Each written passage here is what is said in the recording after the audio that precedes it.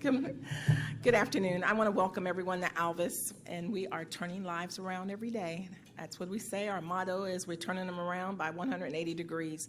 But thank you for being here today. This is a momentous occasion, and I want to really welcome our partners. We work with each other all the time, and it's nice to be able to be in the same room with my fellow CEOs and their staff and our staff. So thank you for being here today. And it's now my pleasure to introduce you to Mayor Ginther. Everyone knows Mayor Ginther, but I will tell you he's been a long-term advocate of giving people second chances and also supporting workforce development programs and everything so that our people can go back into the community and live successful lives. Mayor.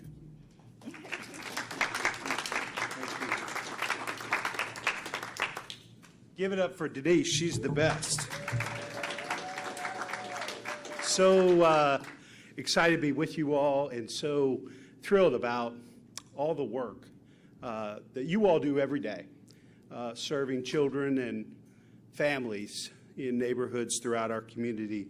I want to thank, as we get started here, Director Stevens, Hannah Jones, the Department of Development, Council President Harden, and Columbus City Council. Mayors can propose whatever they want, but without resources and appropriations, it doesn't happen. And so we're blessed to have an incredible advocate of Council President Harden and his colleagues on council. And as I mentioned, the vast network of community partners who are making this program possible. It is a great day in the city of Columbus as we're here as guests of Denise and her team at Alvis.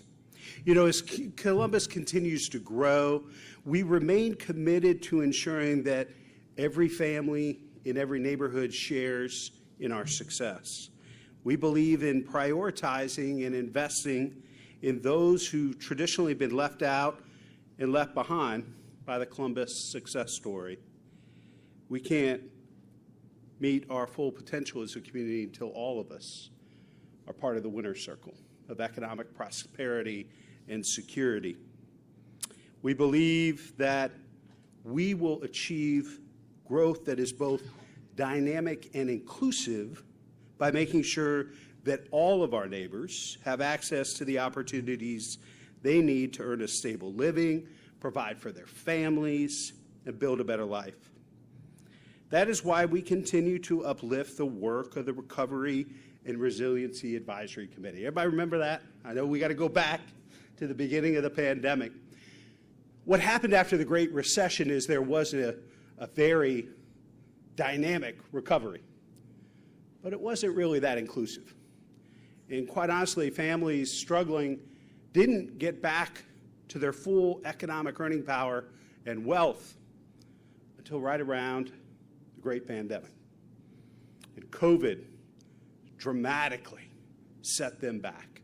And so our thought was, as we deal with this huge upheaval of people's lives and their economic security, how do we make sure that we're investing through the lens of equity all of these incredible resources we were blessed with on behalf of the Biden administration and others to invest in a really dynamic and inclusive recovery here. Some families who were already well off bounced back rather quickly. Others didn't. We assembled a plan, this Recovery and Resiliency Plan. Many of you in the room were part of that. We had the business community, we had nonprofits, Human Service Chamber, the city, the county, all of us working together because we wanted to invest and lift up those who had been most negatively impacted by the pandemic. Together, we've moved the needle on some of the most pressing issues facing this community. We've increased significantly the speed and number of new affordable housing units in the city. More than 4,700 units have come online since 2019, serving more than 10,000 by the $250 million in bond funding we secured with the support of Columbus voters, and we're committed to doing more. We've deployed more than $90 million in emergency rental assistance, serving more than 20,000 families. We've increased the city's human service investment to $10 million a year. We provided $2.5 million in childcare scholarships for low-income families, as well as $500,000 in signing bonuses to help childcare centers recruit and retain new teachers. And we funded the Freedom Equity Investment with $1.5 million to further empower Black-owned businesses and help them succeed in our community. Unfortunately, for far too many families, they continue to confront extraordinary financial pressures and systemic barriers to lasting prosperity. These neighbors are working hard each and every day to make ends meet. But far too many households are just a flat tire away from financial distress. Currently, 44% of Columbus households are employed in jobs that do not pay enough to keep pace with the rising cost of living. It's a burden, as you might expect, that is not equitably shared or evenly experienced. This burden is particularly pronounced among Black and brown households, and those impacts are even more severe when children are involved. This prevents communities of color from being able to build and sustain wealth, growing the winner's circle, shared prosperity for all. And we know it diminishes their ability to secure safe and stable housing, and it leads to lower health and learning outcomes for kids and teens. This is a reality we must recognize, and wherever possible, address through new investments with equity in mind. Just as we use federal stimulus dollars to deploy innovative solutions on behalf of our most vulnerable residents during the pandemic, we are, to this day, committed to leveraging city resources to take our work to the next level, steering folks away from the benefits cliff, providing financial resources to lower the cost of common household expenses, connecting even more of our residents with jobs training and credentialing. These are specific recommendations that were originally included in the Recovery and Resiliency Report, and they remain areas of focus to this day. That's why we're excited to announce today that we're investing $2.5 million into a 2-year pilot called the Economic Mobility Accelerator Program. Here's how it works. Participation is centered around households that earn more than the federal poverty level, but less than the cost of living in Central Ohio. That means an individual making $15,000 a year poverty level to $30,000 cost of living per year. A household of 4 making $31,000 at the poverty level to $91,000 cost of living per year. Participants can sign up and enroll in a program designed to increase their upward financial mobility. This could be a program to help you earn a commercial driver's license. I think we're 100,000 short of CDLs across America. Great paying jobs. You build wealth and help secure a great financial future for your family. Career services for underemployed women who are the head of household. Occupational training for restored citizens. A tax sign program that not only helps you file your taxes, but identify strategies for building wealth. While you're participating, and after you graduate from that program, you'll earn $500 a month in support for 2 years. What can you spend that money on? Well, that's up to the unique needs of each person. It could be offsetting income you might have otherwise earned while completing job training, or childcare you need to attend the training, or transportation that helps you get to a new job reliably, or rent payments so you have one less worry as you pursue a better life. Really, any sort of cost that might keep someone from completing job training. All those short-term costs that can make long-term goals feel impossible. Ultimately, this financial assistance is meant to dismantle barriers to upward mobility. I want to thank the 6 community partners offering this training and distributing the cash assistance. They are the EDGE program here at Alvis, the Career Connect Hub at the Columbus Urban League, the Commercial Driver's License Training Program at Goodwill, E3 at New Directions Career Center, Ready, Set, Rise at the Rise Center and CMHA, and the Tax Time Program, that was a mouthful, the Tax Time Program at United Way of Central Ohio. Before I turn it over to the Council President, I want to take a moment to recognize the Community Financial Wellness Initiative for their partnership in this endeavor. They've teamed up with the Columbus Women's Commission Finance Empowerment Center to provide each participant dedicated financial literacy training, as well as a $500 savings account, a direct investment in the continued economic stability of these individuals. We're focused on tackling these issues holistically from every possible angle, and will continue to build and lean on new partnerships in every sector, in every industry, to get this work done. At its core, this is about investing in our neighbors' success by helping them unlock the opportunity to earn higher wages, seek and secure new and better jobs, and improve their overall quality of life now and in the years to come. Together, we will build a future for this city that reflects and advances personal and collective ambitions and opens new doors for more residents to achieve their highest potential. We believe that the future of this city is built around dynamic and inclusive growth, squarely on the foundation of shared prosperity.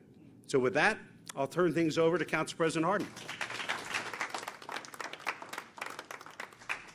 I would say give the mayor another round of applause. I think what we are just announced, or what the mayor has announced, is really something very special. And what I appreciate the mayor's leadership for is the last year or so, as we've been talking about how we will close out the resources that we were blessed with over the last 4 years to help us get through the worst health crisis, economic crisis, racial crisis that the pandemic brought us. And through the mayor's leadership, we were able to focus our community on what he talked about, that we needed to make sure that this recovery helped us come out of this better, and make sure that we were thinking about certain communities and the impacts that it was having, this healthcare crisis, on these communities. And he came to me one day and said, you know, as those federal dollars leave the city, we're going to really have to focus on our people and what did we do to make sure that certain folks come out of this a little bit better. I didn't know what the heck he was talking about. Today I do, and I'm grateful for that. So I want to thank the mayor for championing this program that brings us here today. I also want to give a shout out to my friend, Ms. Denise, for her stellar leadership of this organization. And I want to recognize my colleagues who certainly supported this initiative, Councilmember Melissa Green and Council President Pro Tem Dorans, for their commitment to getting this initiative up and running. The mayor went through the partners that make this project work: Alvis Inc., the Columbus Urban League, Goodwill, Columbus, New Directions Center, Career Center, CMHA's Rise Center, and the United Way of Central Ohio. These organizations, they all have different strengths, but what they share is a dedication to ensuring that the participants not only survive, but that they can also thrive. And we are proud to work alongside them to offer resources that people need in order to reshape their lives. And this initiative will provide much-needed workforce, reentry assistance, and job training, helping individuals secure the good-paying jobs that Columbus has to offer. But beyond that, it will also help residents access the tools that can make their lives just a little easier, whether that be help with taxes or affordable health care, reliable transportation, or access to financial and career counseling. But what truly sets this initiative apart is the city's commitment to providing economic support through conditional cash transfers. This means that over the next 2 years, approximately 170 Columbus residents will receive $500 each month in unrestricted cash assistance. We recognize that financial stability is personal, that what works for one family might not work for another. By providing unrestricted support, this initiative respects individuals' unique needs, and it puts the power in their hands to move their family forward. They are the ones who best know how to address their immediate priorities, whether that's, as the mayor said, covering rent or transportation, food, or simply getting through the month without the constant worry of making ends meet. These cash payments, these guaranteed basic incomes, are a game changer that will allow people the freedom to focus on what really matters: their health, their job, their trainings, and their families and their goals. And when our neighbors can find solid footing, they become more confident in their future and their ability to take care of their families. Together with our partners, Columbus is putting our residents in the driver's seat of their own lives. And together, we're building a city where every person has the chance to move forward, to find stability, and to thrive. So once again, thank you so much, Mayor, for your leadership, for focusing on us and making sure that our recovery truly is resilient and that it is good for all of our residents. Thank you, Mayor.